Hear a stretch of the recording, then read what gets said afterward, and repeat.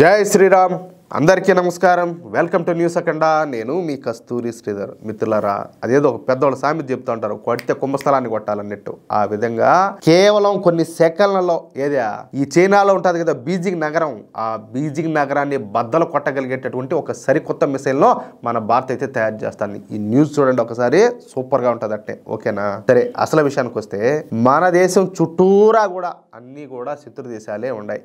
మొన్నటి దాకా ఈ ఉగ్రవాద దేశం పాకిస్తాను, చైనా దేశాలే మనకు శత్రు దేశాలుగా ఉంటా వచ్చాయి. కానీ ఇప్పుడు బంగ్లాదేశ్ కూడా మనకు శత్రు దేశంగా మారిపోయిందనమాట. దీంతో మనకిప్పుడు పశ్చిమ వైపున పాకిస్తాను, ఈశాన్య వైపున చైనా, తూర్పు వైపున వచ్చేసి బంగ్లాదేశ్లు శత్రు దేశాలుగా ఏర్పడిపోయినాయి. పైగా 3 దేశాలు కలిసి ఒక కూటమిగా ఏర్పడినాయి.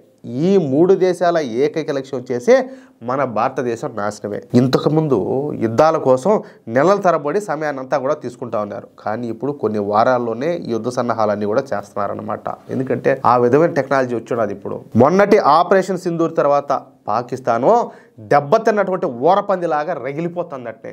భారత్ను ఎలాగైనా సరే దెబ్బతీయాలని చెప్పేసి రకరకాల పన్నాగాలన్నీ కూడా బండుతుంది.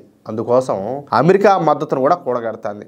మొన్న ఈ పాకిస్తాన్ ఫీల్డ్ మార్షల్ అయినటువంటి ఆసిమ్ మునీర్ గారు మాట్లాడతా, భారత్ మూలంగా మా పాకిస్తాన్కు ముప్పు ఉండదని చెప్పి అనిపిస్తే మేమే ముందుగా భారత్ మీద దాడి చేస్తాము, భారత్ మీద అణుబాంబులు ప్రయోగిస్తాము, ఈసారి భారత్ మీద తూర్పు వైపు నుంచి దాడి చేస్తామని చెప్పి ప్రకటించాడు.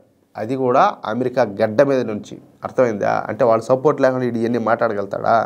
ఇక్కడ తూర్పు వైపున అంటే భారత్కు తూర్పు వైపున వచ్చేసి బంగ్లాదేశ్ ఉన్నది. అంటే ఈ ఆసిమ్ మునీర్ గారి వ్యాఖ్యలను బట్టి బంగ్లాదేశ్ నుంచి ఈసారి దాడి చేసే అవకాశం ఉండదని చెప్పి తెలుస్తుంది. ఇప్పుడు నీ ఇంట్లో నుంచి రాళ్ళు వేస్తావో తిరిగి ఎవరి ఇంటి మీద పడతాయి రాళ్ళు? నీ ఇంటి మీదనే కదా పడేది. ఇప్పుడు బంగ్లాదేశ్ నుంచి దాడి చేసేదానికి నేను ఏదో ట్రై చేస్తానంటున్నావు, నీకేం నువ్వు ఆల్రెడీ బెత్తలైపోయినావు. ఈసారి కొడితే బంగ్లాదేశ్కి ఇంకేం అది కూడా ఉండకూడదు, తేటగా పోవాలా. అంటే నేను ఎట్టా నాశనం అయిపోయినా నువ్వు కూడా బాగుపడకూడదు, నువ్వు నాశనం అయిపోవాలని చెప్పేది ప్లాన్. అది బంగ్లాదేశ్ వాళ్ళు కనుకుంటే బతుకుతారు, లేకపోతే సంకన ఆగిపోతారు వాళ్ళతో పాటు వీళ్ళు కూడా. అంటే ఇక్కడ మనం ఇంకొక విషయం స్పష్టంగా గమనించాల్సింది ఏంటంటే బంగ్లాదేశ్, పాకిస్తాన్ దేశాలు రెండు కూడా పూర్తి స్థాయిలో కలిసిపోయినాయి. దేనివల్ల? మత పిచ్చి వల్ల. ఇక ఈ 2 దేశాలకు చైనా కూడా తోడైతే వాటి బలం కూడా పెరుగుతుంది. అది దాంట్లో మరొక మాట తావులేదు. అందుకే మన మోడీ ప్రభుత్వం ఇప్పటి నుంచే యుద్ధానికి రెడీ అయిపోతుంది. ఎప్పుడు ఏ క్షణంలో ఎటు నుంచి దాడి చేయడానికైనా కూడా సిద్ధపడుతుంది. ఈ క్రమంలోనే మన మోడీ ప్రభుత్వం మరొక అత్యంత శక్తివంతమైనటువంటి అస్త్రాన్ని అయితే సిద్ధం చేస్తుంది. బ్రహ్మోస్ వచ్చేసి ఎంత పవర్ఫుల్! ఆ బ్రహ్మోస్ మిసైల్ కంటే కూడా అత్యంత ప్రమాదకరమైన ఒక కొత్త క్షిపణిని పరీక్షించడానికి ఏర్పాట్లన్నీ కూడా జరుగుతున్నాయి. ఈ కొత్తగా రూపొందించినటువంటి మిసైల్ పేరును బయటికి చెప్పినప్పటికీ ఈ మిసైల్ పేరు సూర్య అని చెప్పి తెలుస్తుంది. ఈ సూర్య అనే మిసైల్ ఒక ఖండాంతర బాలిస్టిక్ క్షిపణి అన్నమాట. ఈ మిసైల్ గంటకి ఎన్ని కిలోమీటర్లు పోగలుగుతుందో తెలిసిన 29,000 కిలోమీటర్ల కంటే ఎక్కువగా ప్రయాణించగలుగుతుందంట. ఏ మామూలు మాటలు ఒకసారి అసలు ఓకేనా అందుతుంది? ఒకసారి ఆలోచించండి. ఈ మిసైల్ బరువు వచ్చేసి ఏకంగా 55,000 కేజీలు, అంటే 55 టన్నులు అన్నమాట. ఈ మిసైల్ యొక్క పరీక్ష ఈ నెల 20 అదేవిధంగా 21 తేదీల్లో హిందూ మహాసముద్రంలో జరగనున్నదన్నమాట.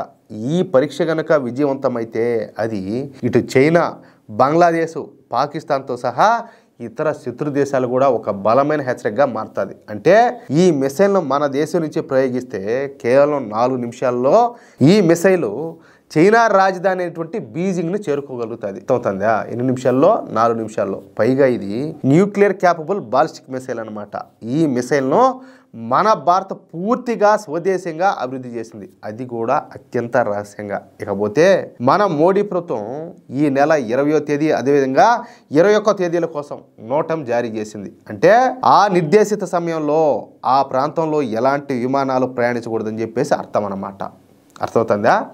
ఈసారి ఒరిస్సా తీరం నుంచి సుమారు 4,790 కిలోమీటర్ల దూరం వరకు ఉన్నటువంటి హిందూ మహాసముద్ర ప్రాంతం మొత్తం కూడా డేంజర్ జోన్ గా ప్రకటించారు. గతంలో మే 23వ తేదీ 24వ తేదీల్లో కూడా అండమాన్ నికోబార్ దీవుల చుట్టూ ఇలాంటి నోటమే జారీ చేయబడింది. అంటే ఈ మిసైల్ పరిధి 5,000 కిలోమీటర్ల కంటే ఎక్కువగానే ఉంటుంది. ఏది ఈ లెక్క ప్రకారం తీసుకున్నా. ఏది ఏమైనా సరే మరో 4-5 రోజుల్లో మన దేశం ఈ సూర్య మిసైల్ను ప్రయోగించడం ద్వారా ప్రపంచాన్ని మొత్తాన్ని కూడా ఆశ్చర్యపరుస్తున్నది. భారత్ శక్తి సామర్థ్యాలను ఈ ప్రపంచానికి తెలియజేయనున్నది. అర్థమవుతుందా మిత్రులారా? ఈ న్యూస్ కనుక మీకు నచ్చినట్లయితే ఖచ్చితంగా ఈ న్యూస్ నలుగురికి షేర్ చేయండి. అలాగే ఈ వీడియో అసలు మీకు ఎలా అనిపించింది ఏంటనేది మీ యొక్క అమూల్యమైన అభిప్రాయాలను కామెంట్ రూపంలో తెలియజేయండి. అలాగే ఇంతవరకు గనక మీరు మన ఛానల్ను సబ్స్క్రైబ్ చేసుకున్నట్లయితే ప్రతి ఒక్కరు కూడా మన ఛానల్ను సబ్స్క్రైబ్ చేసుకోండి, సపోర్ట్ చేయండి ప్లీజ్. జై శ్రీరామ్, జై హింద్.